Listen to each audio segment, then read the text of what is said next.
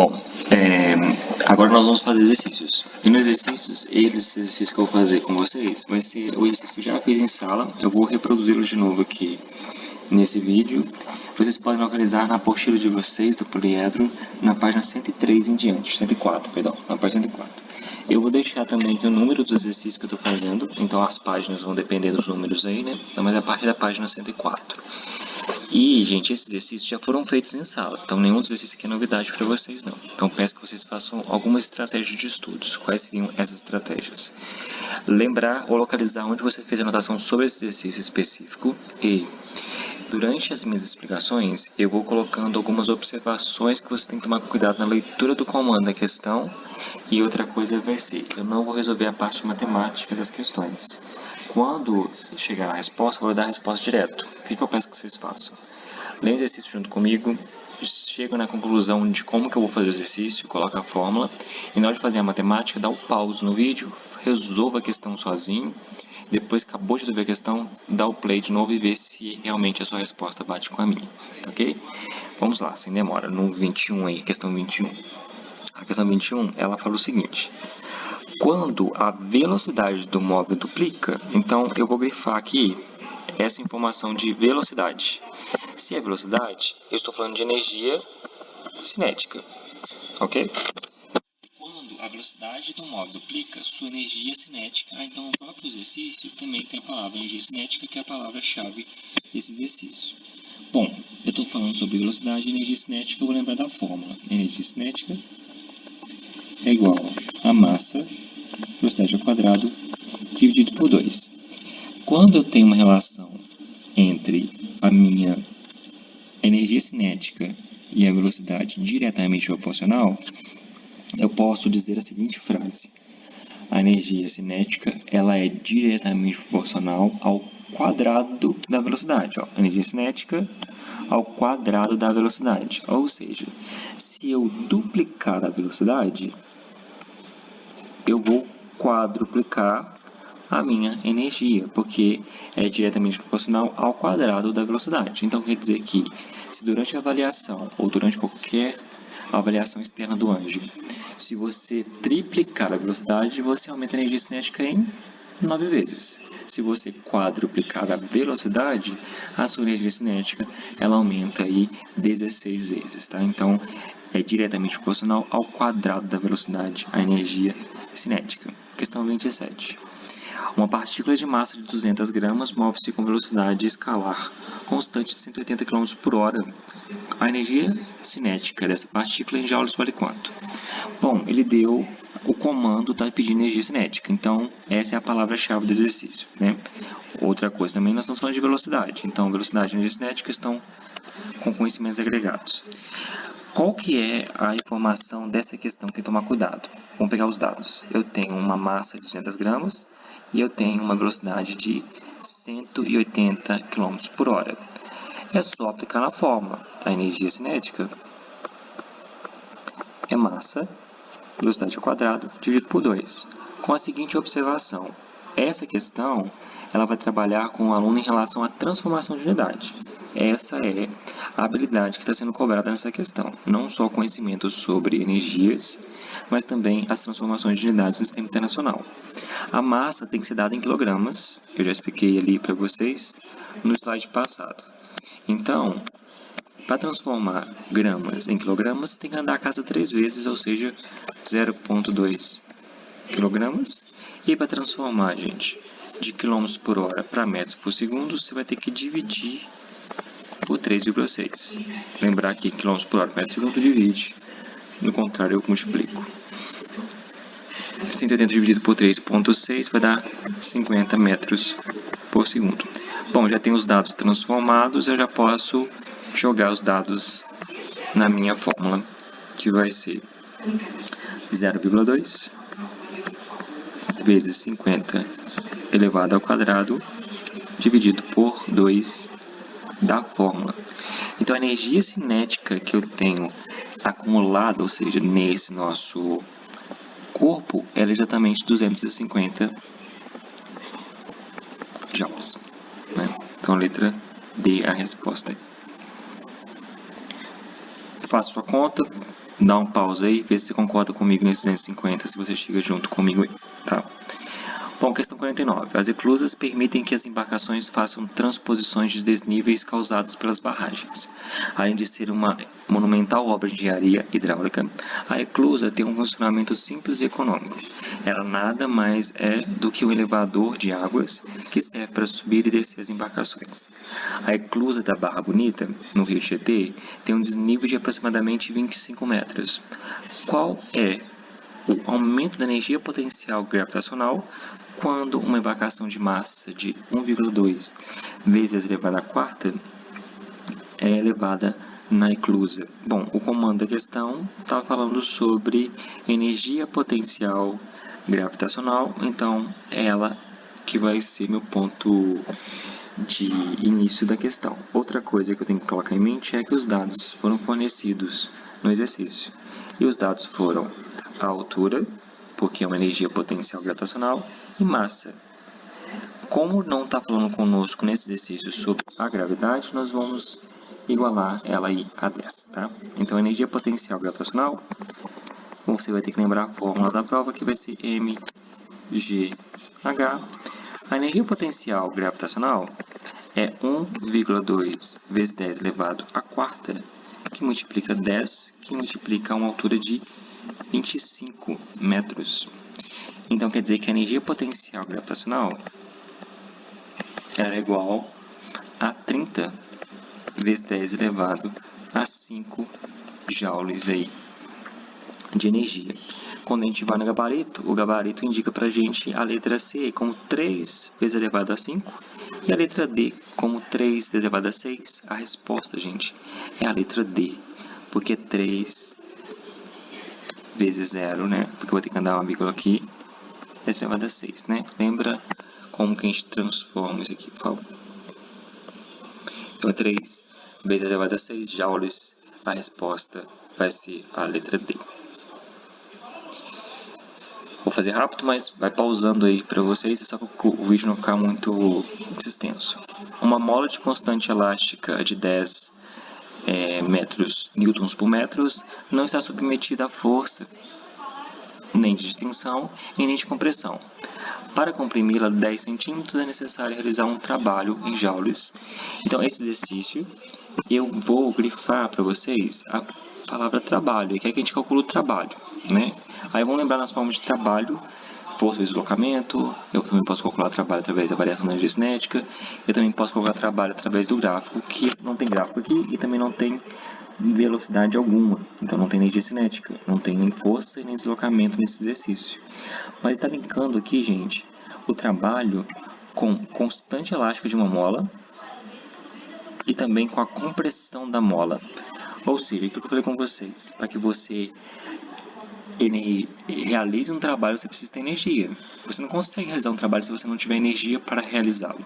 Então, ele está dizendo para você que, nesse caso, o trabalho ele é igual à energia potencial elástica. Ou seja, se você calcula a energia potencial elástica conservada na compressão dessa mola, você está calculando o trabalho para essa compressão. Então, a energia potencial elástica que veio para mim, porque aqui está escrito mola, e aqui me forneceu a constante e o x, então eu vou calcular quanto que vale. A energia potencial elástica, a fórmula é kx ao quadrado, divididos aí por 2. O k é 10. Cuidado com o x, tá, gente? O x está em centímetros, ele tem que ser em metros, para bater com essa unidadezinha aqui, ó, newtons por metros. Então, eu vou ter, andando duas casas de vírgula, 0,1 metros. Vou elevar esse termo ao quadrado e eu divido por 2. Esse é o momento de dar uma pausa e fazer essa conta. Na minha conta, isso deu 0,05, ou seja, a letra C do gabarito.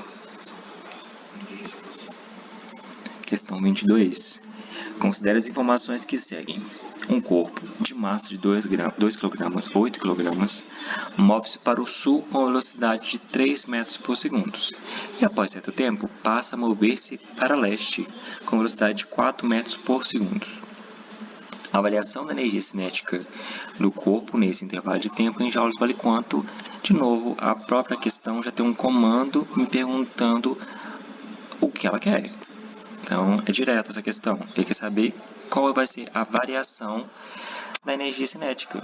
Então, a variação da energia cinética, nós sabemos que vai ser a energia cinética final menos a energia cinética inicial, né?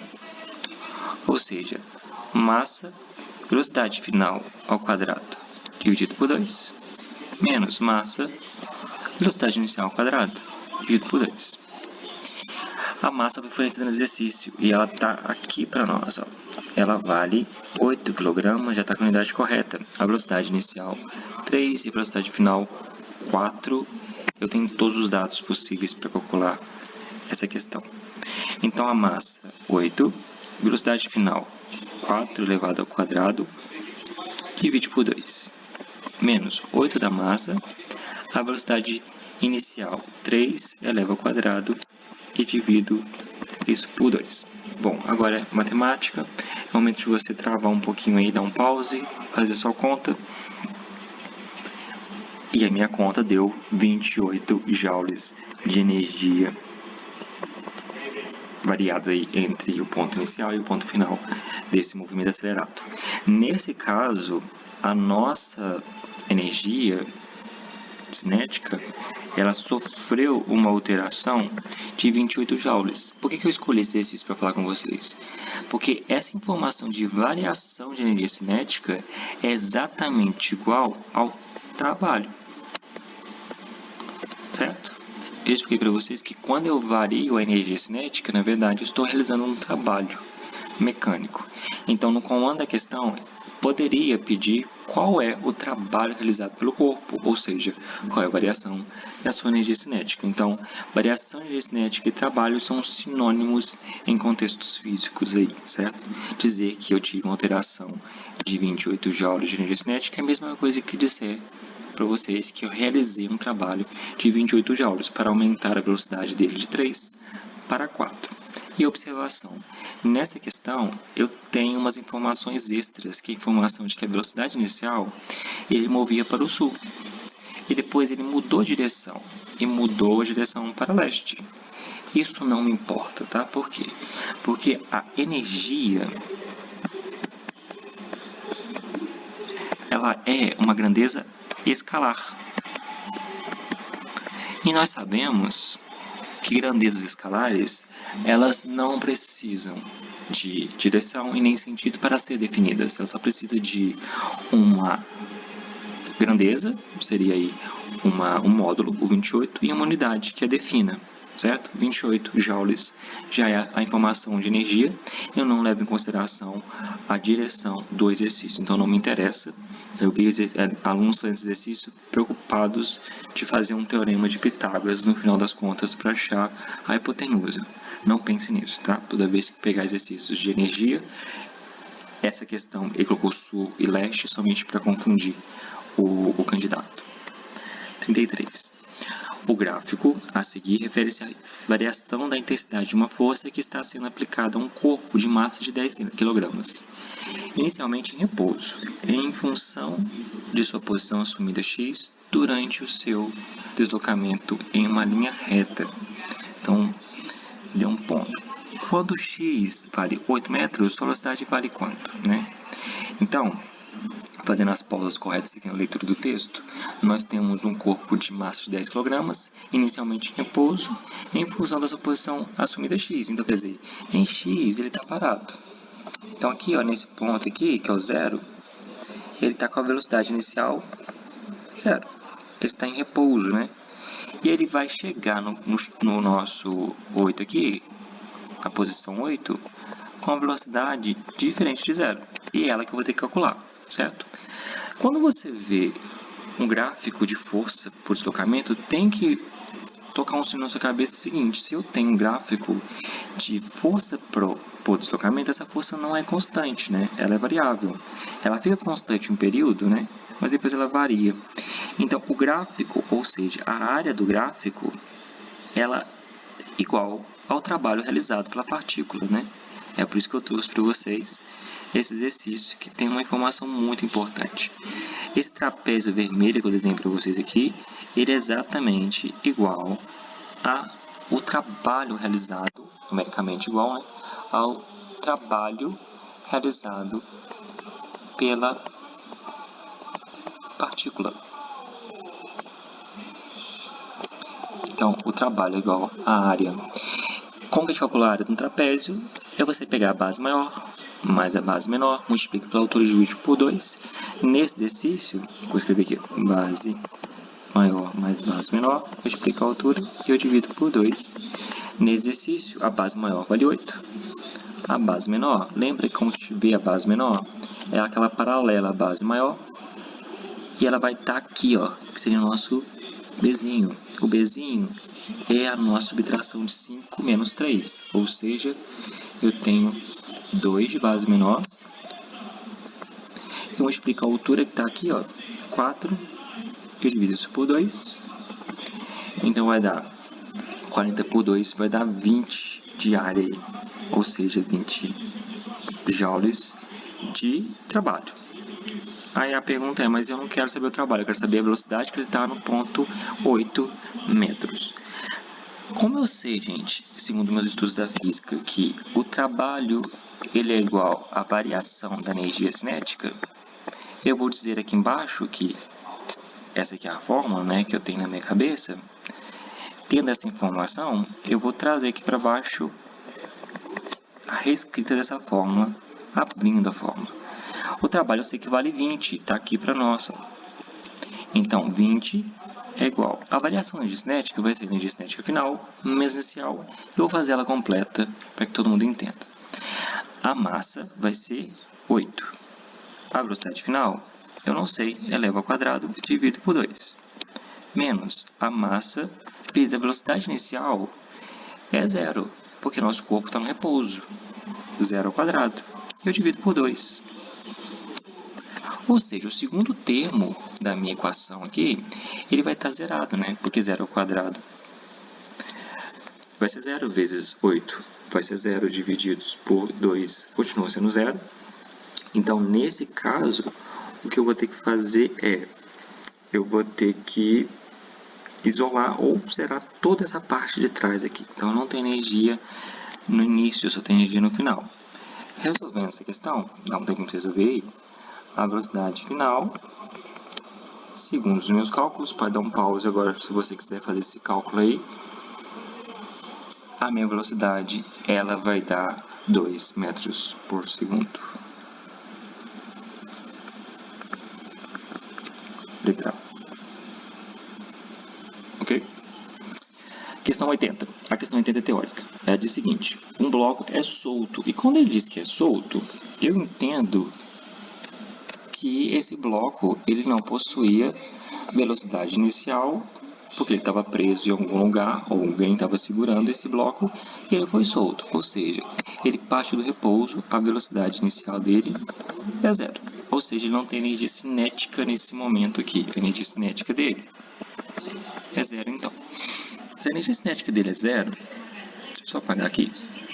Vou fazer mais fino aqui. Então, vou ter, ó, energia cinética 0, porque a velocidade dele é 0.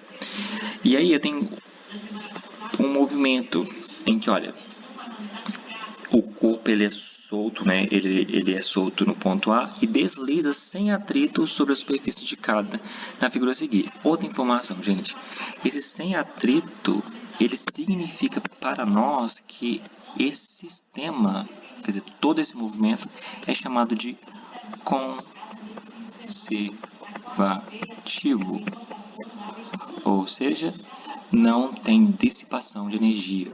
As energias, elas se conservam. Quais energias são essas? Energia cinética, potencial e elástica.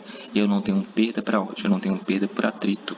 Então, eu não tenho energias dissipativas, energias dissipadas aí. Não tem nada que nesse nosso exercício ele vai se perder, tudo vai se conservar. Então, posso fazer algumas informações aqui, olha, antes de ler as minhas opções embaixo. No ponto A, eu tenho energia potencial energia potencial máxima. Por que ela é máxima? Porque o ponto A é a altura máxima que eu tenho.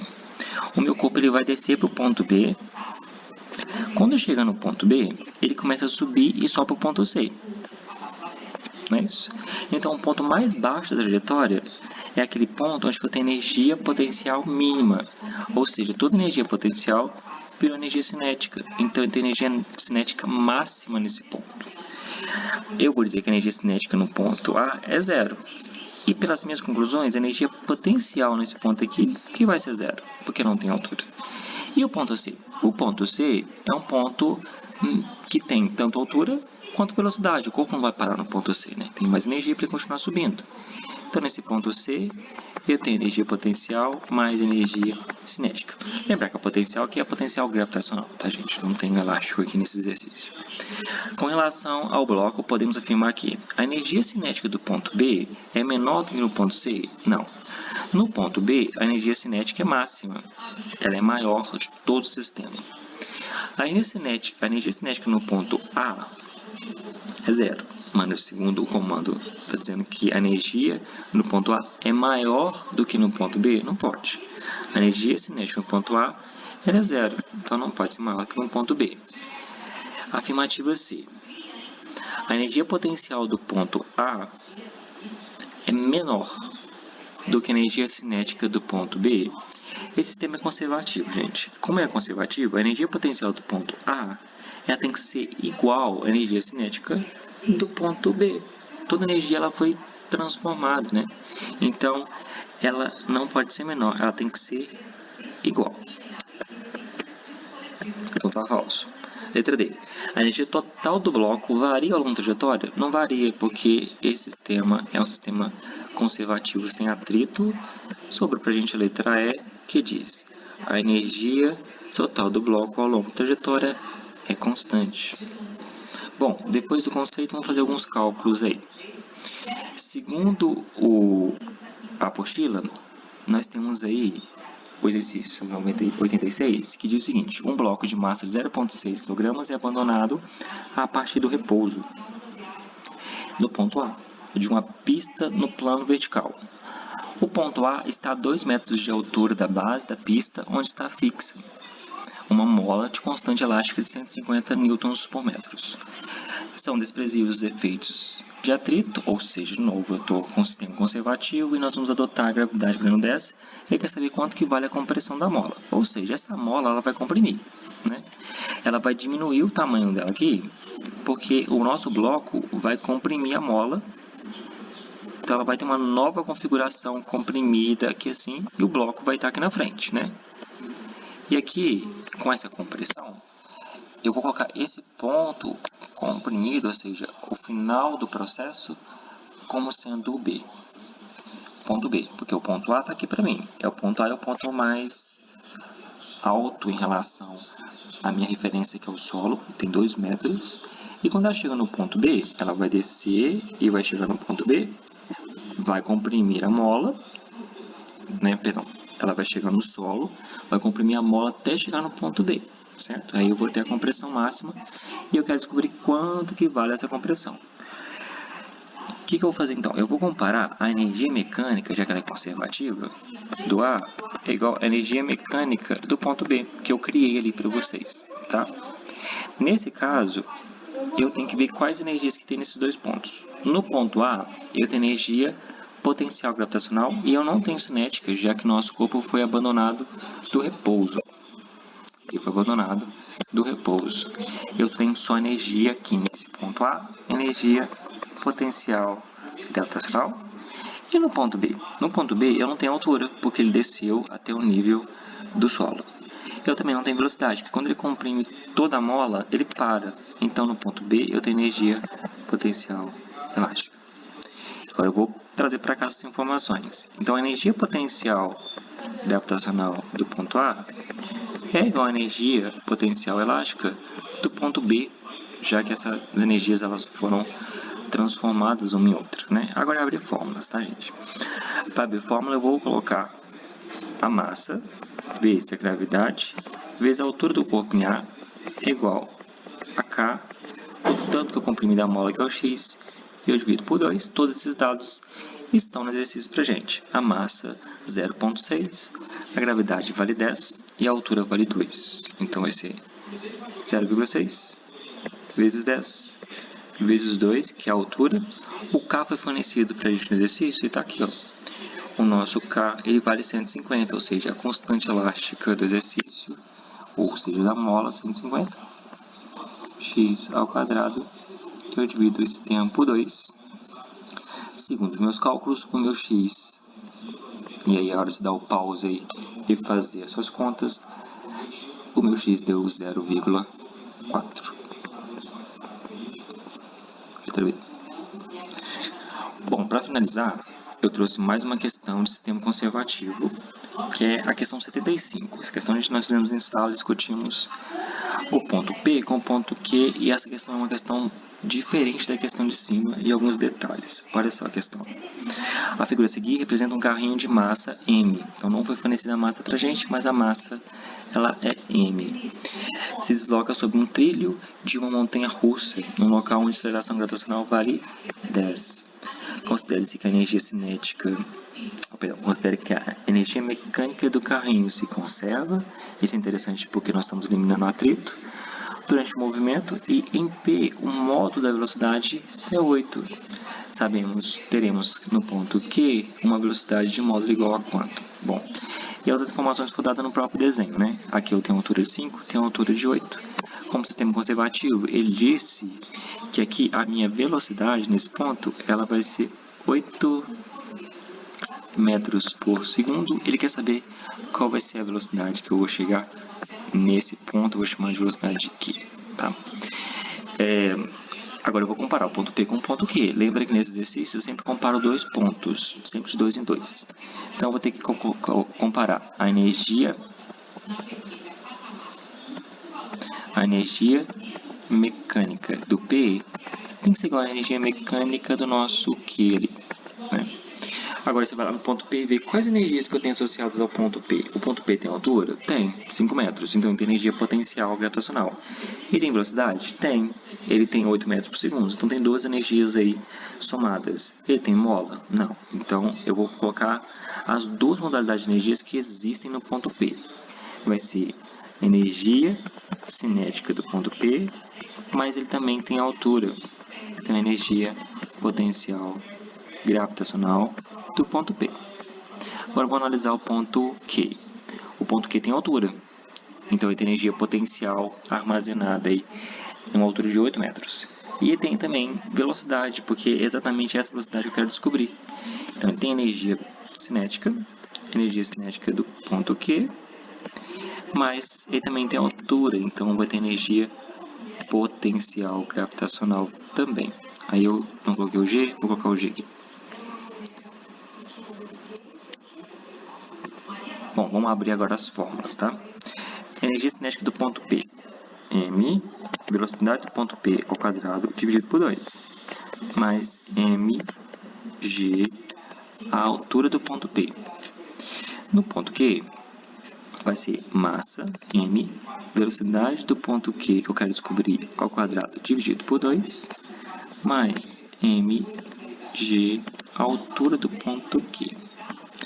Bom, a dica para vocês é, sempre que eu estiver trabalhando com a conservação de energia cinética e potencial e não tem elástica, eu não preciso da massa, porque eu posso cortar a massa, porque ela multiplica todos os termos, tá? A massa, ela não está no cálculo na fórmula da energia potencial elástica, então por isso que eu não posso desprezar a massa quando eu faço conservação de energia, quando envolve a compressão ou a distensão ou o alongamento de molas, tá? Mas quando você transforma energia cinética em energia potencial ou vice-versa, é independente da massa. Agora substitui os valores. A velocidade no ponto P é 8, elevado ao quadrado dividido por 2, mais a gravidade vale 10 e a altura no ponto P vale 5, é igual a nossa velocidade que eu quero descobrir ao quadrado dividido por 2, mais 10 vezes 8 da altura do ponto Q. 10 vezes 8. Bom, momento de dar pausa agora, porque nós vamos calcular a velocidade do ponto Q. Então, agora em matemática, resolva pra gente essa velocidade do ponto Q.